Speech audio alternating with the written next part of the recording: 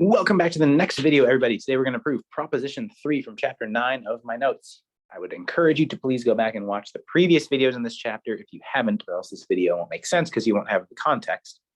Essentially, we have this main theorem going on. We're trying to prove the existence of universal deformation rings. The theorem says this: if V is absolutely irreducible as a representation, let's say of some group G, then if C is the category of complete local Noetherian O algebras where O is some fixed base ring, then there's a ring R in C and a deformation D in DVR, a set of deformation classes from V to R, such that for all rings A and C, there's a bijection from HOM C RA to DVA. Okay, and so this is kind of the existence portion of the theorem for universal deformation rings. And then by basic category theory stuff, the pair RD is determined up to unique C isomorphism by the first property. And then 3 and 4 we haven't really tackled yet. R is Noetherian if and only if dim KH1 GNKV is finite. And then if R is Noetherian, then R is M-adically complete, where M is the unique maximal ideal of R. And for each A and C, there's a well-defined bijection between O algebra maps from R to A and DVA. Okay, so we're trying to take care of one right now. And over the last couple of videos, we've boiled one down to a few gaps. And we kind of listed each one of those gaps as a separate proposition. And I think we have one more to fill in. And that's the following. So proposition 3, let W be a representation of a group G over some ring A and C, and let A prime and A be an inclusion of rings in C so that A prime has the induced topology from A. Suppose that A prime contains the traces of all endomorphisms of W that are given by multiplication with an element of G. And suppose that W tensor A mod M sub A over A is absolutely irreducible, where M sub A is the unique maximal ideal of A. Then there is indeed an A prime representation W prime of G, such that when you tensor W prime to A over A prime, you get W, and this isomorphism is as AG modules. Okay. So let's prove this. Well, let's give a sketch. So suppose all the notation of proposition 3, of course, we'll let W be V tensor K over A, where K is kind of our base, like ground field that we're working over here. The G action on V gives an O algebra homomorphism rho bar from K bracket G to NKV. Since V is irreducible, Schur's lemma tells us that D equals N to KG of V is a division ring. Okay, but since V is absolutely irreducible, D tensored up to K over little k, which is N big K bracket G of V tensor K over little k, must also be a division ring, no matter which extension big K over little k you give me.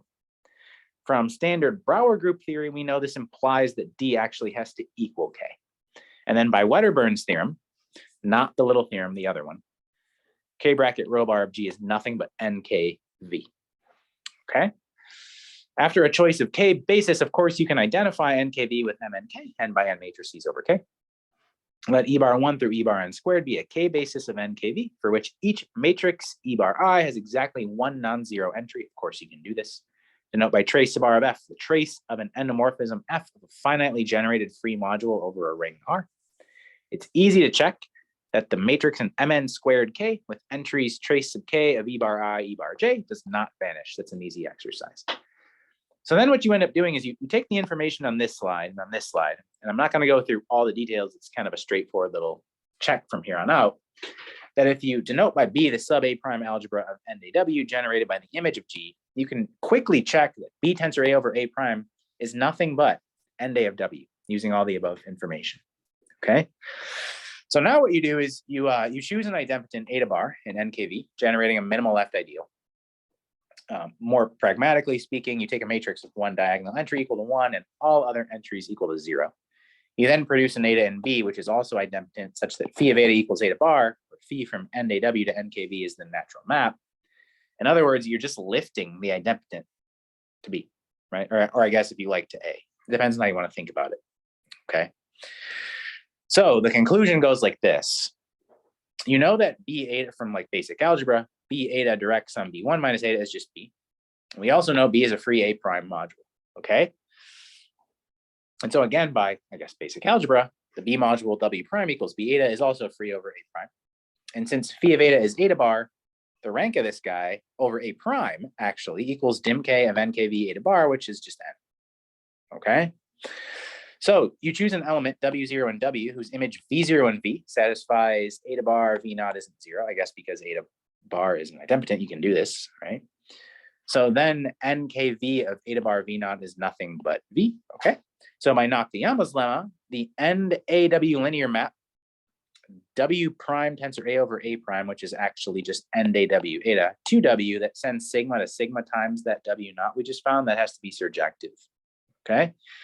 You look at A ranks, you do a little bit of work there. You see that no, this map actually then has to be an isomorphism. These guys have the same A rank, and so surjective implies isomorphism, right? Well, what does this tell you though? This just tells you that W and W prime tensor A over A prime are isomorphic over B tensor A over A prime. Why? Because they're isomorphic over NAW, but we proved above up here that NAW is B tensor A over A prime, okay? But if they're isomorphic over B tensor A over A prime, then of course they're isomorphic over A bracket G. And so we're done. That was essentially the content of the proposition. I mean, the last thing you have to do, you have to make sure that the representation is continuous. In other words, you have to make sure the G action on W prime is continuous, but that's clear. I mean, that's just kind of like formalism at this point compared to the meat and potatoes we just got done going through. Okay, so I believe next video we'll start looking at parts 3 and 4 of Theorem 1 on the first slide from today. And so I'll see you then, and thank you for watching.